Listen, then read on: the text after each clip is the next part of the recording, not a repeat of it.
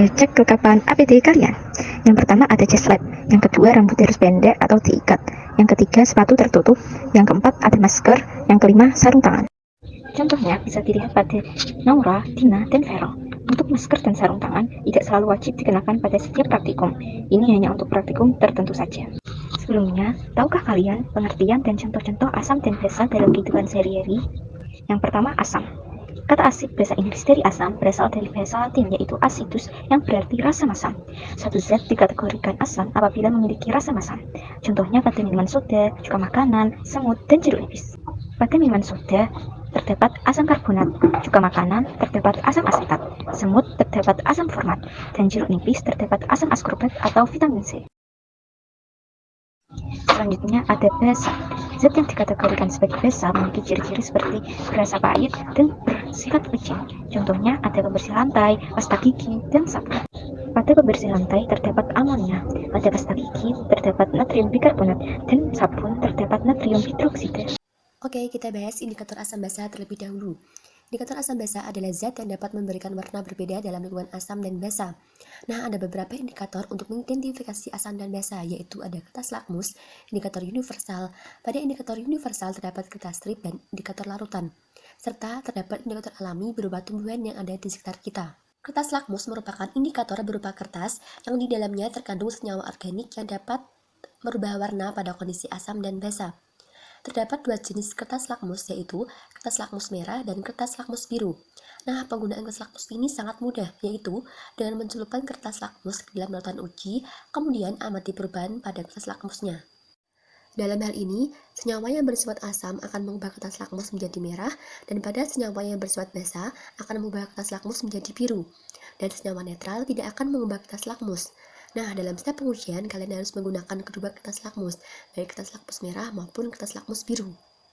Sifat dan pH suatu larutan dapat ditentukan dengan indikator universal yang berupa beberapa campuran indikator yang menunjukkan nilai pH suatu larutan dari perubahan warnanya.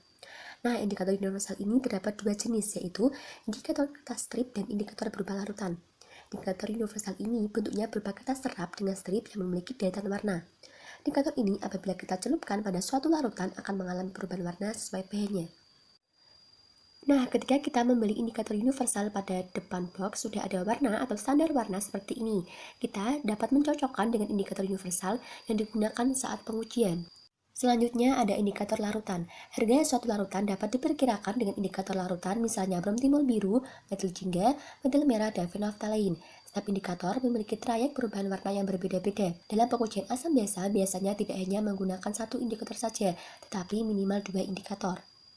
Selain menggunakan kertas lakmus dan indikator universal, kita juga dapat mengidentifikasi asam basa dan menggunakan indikator alami melalui pemanfaatan tumbuhan seperti bunga, sayur-sayuran atau buah-buahan yang ada di sekitar kita, contohnya wortel, bunga kembang sepatu, kunyit, kol ungu, dan manggis. Akan tetapi, bahan-bahan tersebut tidak dapat langsung kita gunakan dalam pengujian asam basa, melainkan harus kita buat dalam bentuk larutan terlebih dahulu. Tujuan praktikum pada materi asam basa kali ini adalah untuk mengetahui pH larutan dan menentukan indikator asam basa. Alat-alat yang digunakan adalah tabung reaksi dan rak tabung reaksi, pipet tetes, serta gelas kimia. Bahan-bahan yang digunakan adalah tablet MA, ekstrak bunga kembang sepatu, cuka, bubuk kopi, susu, sabun, aquades, indikator bromtimol biru, indikator PP, kertas lakmus, dan indikator universal. Lalu, bagaimana dengan langkah kerja praktikum asam basa?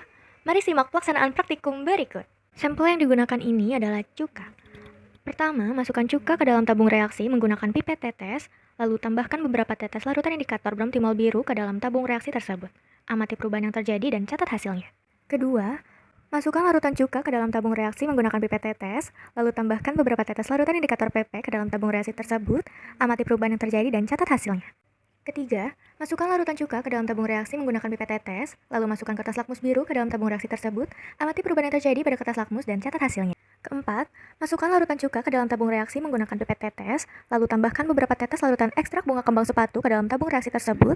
Amati perubahan yang terjadi dan catat hasilnya. Kelima, masukkan larutan cuka ke dalam tabung reaksi menggunakan pipet tetes, lalu masukkan indikator pH universal ke dalam tabung reaksi tersebut. Cek pH yang sesuai dan catat hasilnya. Langkah praktikum asam basa untuk sampel cuka telah selesai. Ulangi langkah kerja dengan mengganti larutan sampel yang diuji, dan jangan lupa catat hasilnya ya. Pada percobaan yang kedua, masukkan larutan susu ke dalam tabung reaksi dan kemudian menambahkan dengan indikator BTB. Susu yang sudah ditambah dengan indikator PTP akan menghasilkan warna menjadi warna ungu kebiruan. Pengujian larutan susu yang berikutnya yaitu menggunakan indikator PP. Larutan susu yang sudah ditambah dengan indikator PP akan menghasilkan larutan yang tidak berwarna. Pengujian yang berikutnya menggunakan kertas lakmus. Kertas lakmus yang dimasukkan ke dalam larutan susu tidak menunjukkan perubahan warna apapun pada kertas lakmus tersebut. Percobaan yang ketiga, langkah yang pertama yaitu memasukkan larutan sabun ke dalam tabung reaksi dan kemudian menambahkan dengan indikator PTP. Larutan sabun yang sudah ditambah dengan indikator PTP akan memberikan perubahan warna menjadi warna ungu kebiruan. Kemudian yang berikutnya yaitu pengujian larutan sabun dengan menggunakan indikator PP. Larutan sabun yang sudah ditambah dengan indikator PP akan merubah warna larutan tersebut menjadi warna merah. Kemudian pada pengujian menggunakan kertas lakmus biru tidak merubah warna pada kertas lakmus tersebut. Kemudian pada percobaan keempat, langkah pertama yang dilakukan yaitu dengan memipet larutan kopi ke dalam tabung reaksi dan kemudian menambahkan dengan indikator PTP. Setelah penambahan indikator PTP, maka terjadi perubahan warna larutan kopi dari coklat menjadi kuning. Kemudian yang berikutnya yaitu pengujian larutan kopi menggunakan indikator PP.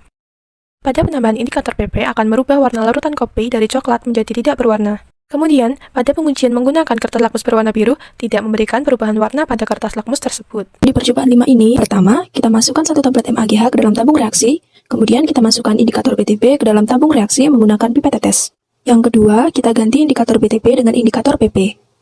Sama dengan sebelumnya, kita masukkan tablet MAGH ke dalam tabung reaksi, kemudian kita masukkan indikator PP ke dalam tabung reaksi, lalu kita uji menggunakan kertas lakmus berwarna biru. Nah, untuk tahap yang ketiga, kita menggunakan ekstrak bunga sepatu. Langkah yang pertama, kita masukkan tablet MAGH ke dalam tabung reaksi, kemudian kita tambahkan ekstrak bunga sepatu menggunakan pipet tetes. Lalu kita ukur larutan tersebut menggunakan indikator universal. Nah, kira-kira berapa ya pH larutan tersebut? Oke, kita masuk ke percobaan ke-6. Langkah yang pertama, kita masukkan Aquades ke dalam tabung reaksi, kemudian tambahkan dengan indikator BTB. Untuk uji yang kedua, kita ganti indikator BTP dengan indikator PP. Langkah yang pertama, masukkan Aquades ke dalam tabung reaksi, kemudian tambahkan dengan indikator PP menggunakan pipet tetes. Untuk yang ketiga, kita menggunakan indikator kertas lakmus. Langkah yang pertama, kita masukkan Aquades ke dalam tabung reaksi, kemudian kita masukkan kertas lakmus berwarna biru ke dalam larutan Aquades tersebut.